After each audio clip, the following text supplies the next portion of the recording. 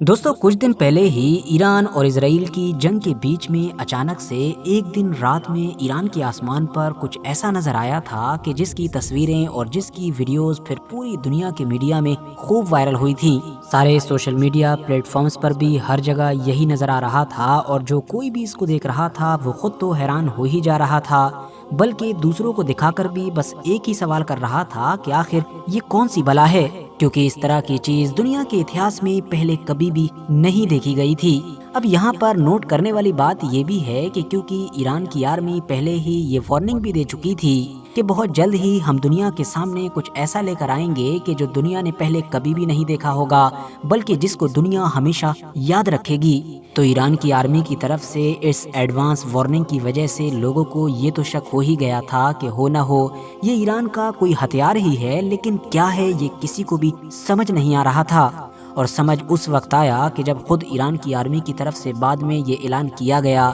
कि उन्होंने आज इजराइल के खिलाफ पहली बार अपनी one of the most dangerous और पावरफुल मिसाइल का इस्तेमाल किया है, जिसका नाम है सिज्जील। जी बिल्कुल, सिज्जील। अब जरा यहाँ पर थोड़ा सा ठहरिए और अब हम मुसलमानों की सबसे पवित्र मतलब के सबसे मुकद्दस किताब कुरान को खोलते हैं। पारा नंबर 30, सूरा नंबर 105 और आयत नंबर 4 पर चलते हैं और जानते हैं यहाँ पर क्या नजर आता है। सिज्जील। जी हाँ, ये कोई अलग सिज्जील नहीं है, बल्कि ये सिज्जील और ईरान की मिसाइल वाला सिज्जील दोनों सेम हैं। बल्कि ईरान ने तो जब अपने सबसे बड़े दुश्मन इसराइल के खिलाफ इस्तेमाल करने के लिए अपनी सबसे ताकतवर मिसाइलों में से एक मिसाइल मतलब कि इसको बनाया था, तो उसका नाम सिज्जील रखा ही कुरान की इस आयत को देखकर था। मगर सवाल ये है कि आखिर क्यों, आखिर सिज्जील का मतलब क्या है? आखिर ईरान ने अपनी इस ताकतवर मिसाइल का नाम सिज्जील ही क्यों रखा? और आखिर 8 से 14.5 और 1500 साल पहले नाजिल होने वाली मुसलमानों की इस आसमानी किताब के अंदर ये सिज्जील वर्ड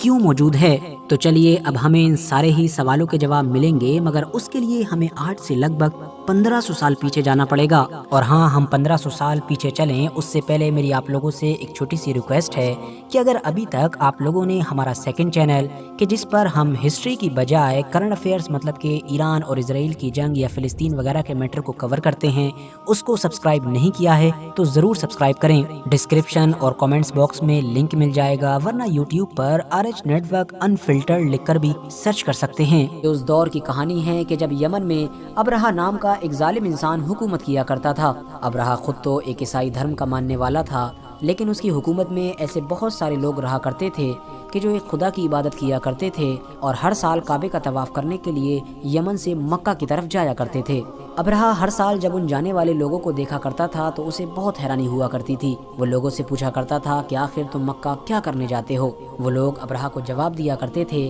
कि मक्का में एक खुदा का घर यानी काबा मौजूद है और हम वहाँ पर उसका तवाफ करने जाते हैं। हर साल अपनी सल्तनत से मक्का को जाने वाले हजारों लोगों को देखकर अबरहा को बहुत गुस्सा आया करता था और वो हमेशा यही सोचा करता था कि आखिर मक्का में ऐसी कौन सी चीज मौजूद है जो मेरी रियासत यमन में मौजूद नहीं है। आखिरकार अबरहा के दिमाग में एक नया आइडिया आया और उसने ये फैसला किया कि अब वो भी अपनी रियासत यमन में काबे की ही तरह एक बड़ा सा घर बनवाएगा, जिस घर पर हर साल हजारों लोग आया करेंगे और उस घर का भी काबे की ही तरह तवाफ किया करेंगे। आखिरकार बड़ी लागत और मेहनत के बाद अबरहा अपनी रियासत यानी यमन में एक ऐसा टेम्पल बनाने में कामयाब हो गया था कि जो उस दौर का दुनिया का सबसे बड़ा टेम्पल था। ये देखकर अबरहा बहुत खुश था, क्योंकि उसे यकीन था कि कोई भी इंसान इतने खूबसूरत और इतने बड़े घर का तवाफ करने से इनकार नहीं करेगा। लेकिन अबरहा को उस वक्त जबरदस्त झटका लगा कि जब उसकी सल्तनत में रहने वाले लोगों ने ही उसके बनाए हुए उस आलीशान घर को देखने से भी इनकार कर दिया और हर एक ने यही जवाब दिया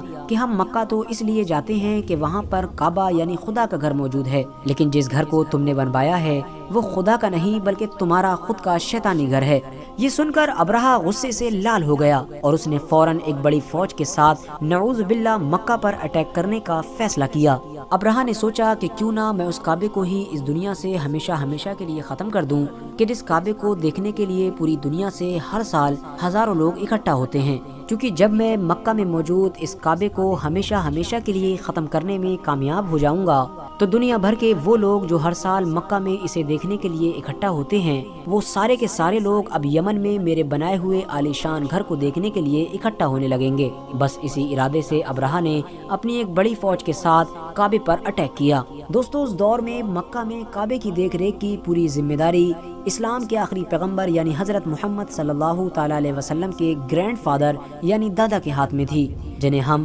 عبد المطلب کے نام سے جانتے ہیں، اور حضرت عبد المطلب ہی اس دور میں مکہ کے بڑے سردار بھی مانے جاتے تھے۔ لہٰذا جب ابرہہ مکہ پہنچ گیا تو اس نے مکہ شہر کے باہر ہی کنارے کنارے پر اپنی ساری فوج کے خیمے لگوا دیے۔ مکہ شہر کے باہر مکہ میں رہنے والے لوگوں کے بہت سارے جانور ٹہل رہے تھے، ان سبھی جانوروں کو ابرہہ کی فوج نے قیدی بنا لیا۔ قیدی بنائے گئے جانوروں میں سے سب سے زیادہ جانور پیغمبر اسلام یعنی حضرت محمد صلی اللہ تعالیٰ علیہ وسلم کے دادا کے تھے۔ پیغمبر اسلام یعنی حضرت محمد صلی اللہ تعالیٰ علیہ وسلم کے دادا یعنی حضرت عبد المطلب اپنے جانوروں کو چھڑانے کے لیے ابرہہ کے پاس پہنچ گئے۔ ابرہہ نے جب مکہ کے اتنے بڑے سردار کو آتے ہوئے دیکھا تو اس نے سوچا کہ ضرور عبد المطلب کعبے کے بارے میں بات کرنے آئے ہوں گے، اور وہ ضرور مجھ سے درخواست کریں گے کہ آپ ہمارے کعبے کو مت گرائیے، اس کے بدلے میں چاہیں آپ کتنی بھی دولت لے لیجئے۔ لیکن حضرت عبد المطلب نے ابرہہ کے پاس پہنچ کر جو ابرہہ سے پہلا سوال کیا وہ سن کر ابرہہ حیران رہ گیا، کیونکہ عبد المطلب نے ابرہہ سے کہا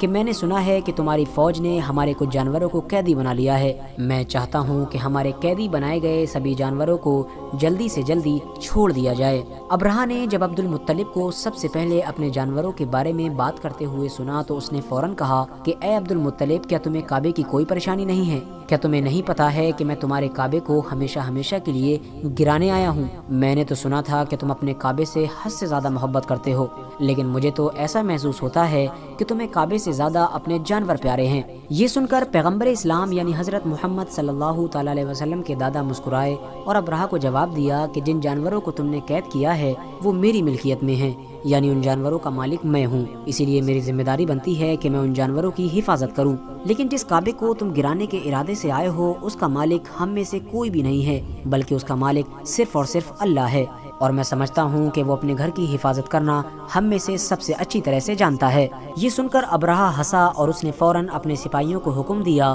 کہ مکہ کے جتنے بھی جانوروں کو قید کیا گیا ہے ان سب کو آزاد کر دیا جائے۔ لہٰذا حضرت عبد المطلب اپنے سارے جانوروں کو لے کر مکہ شہر کے اندر واپس آ گئے، اور انہوں نے سب سے پہلے کعبے کے پاس پہنچ کر مکہ کے سبھی لوگوں کے ساتھ مل کر کعبے کی حفاظت کے لیے دعا کی، اور اس کے بعد مکہ میں رہنے والے سبھی لوگ اپنے سردار یعنی حضرت عبد المطلب کے ساتھ مکہ شہر چھوڑ کر مکہ کے پاس ہی میں موجود پہاڑیوں پر جا کر بیٹھ گئے، اور پہاڑیوں کے اوپر سے ہی مکہ شہر کے اندر ہونے والے اس ظلم اور زیادتی کو دیکھنے لگے کہ جو ابرہہ کی فوج کی طرف سے کیا جا رہا تھا۔ لیکن جیسے ہی ابرہہ کی فوج کے ہاتھیوں نے کعبے کی طرف بڑھنے کا ارادہ کیا، ویسے ہی مکہ کے آسمان میں ابابیل نام کے یہ پرندے اکٹھا ہونا شروع ہو گئے۔ کچھ دیر کے اندر ہی پورے مکہ کے آسمان میں صرف اور صرف ابابیل نظر آ رہے تھے۔ دیکھتے ہی دیکھتے یہ ابابیل ہزاروں کی گنتی میں بدل چکے تھے، اور ان سبھی پرندوں کی چونچوں میں مٹی کے بنے ہوئے چھوٹے چھوٹے پتھر تھے۔ ابابیل پکشیوں کی اس فوج نے اپنی چونچ میں موجود پتھروں کو زمین پر پھینکنا شروع کر دیا۔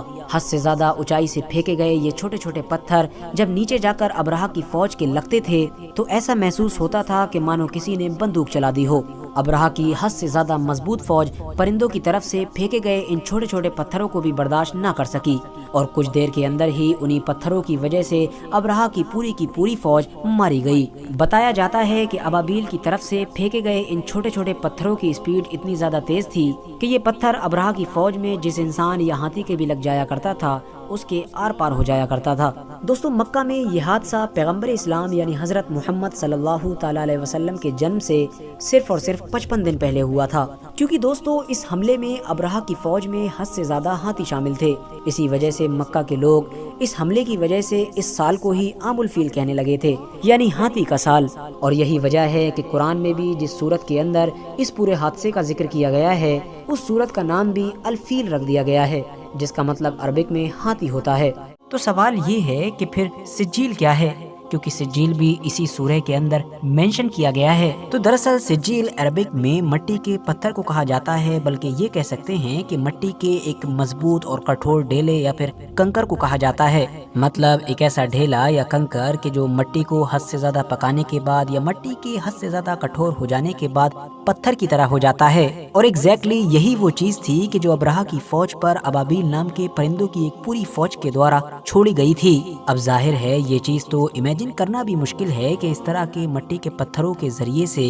कोई इतनी ताकतवर फौज के जिसमें हाथी वगैरह भी मौजूद हो खत्म हो सकती है। लेकिन ये हुआ था क्योंकि इसको खुदा के हुक्म से करिश्माई तौर पर किया गया था। इसीलिए इन पत्थरों से न सिर्फ वो फौज खत्म हुई थी, बल्कि जमीन पर देखने से ऐसा लगता था कि मानो वो पूरी तरीके से खाक में मिल गई हो। उसी चीज को देखते हुए ही अलामती तौर पर ईरान ने भी अपनी इस ताकतवर मिसाइल का नाम सिज्जील रखा है, जिसका बड़ा ही सीधा और सिंपल मैसेज यही है कि ये अपने दुश्मन को खुदा के हुक्म से करिश्माई तौर पर देखते ही देखते मट्टी में मिला देती है। बाकी आखिर में जाते जाते इस मिसाइल के बारे में आप लोगों की क्या राय है कमेंट्स बॉक्स में जरूर बताते जाएं। ये वीडियो अगर इन्फॉर्मेटिव लगी हो तो लाइक करने के साथ साथ दोस्तों के साथ ज़रूर शेयर करें, और ऐसे ही नॉलेजेबल और हिस्टोरिकल वीडियोस हमेशा देखने के लिए इस चैनल को भी सब्सक्राइब करने के साथ साथ बेल आइकन को ज़रूर प्रेस करें।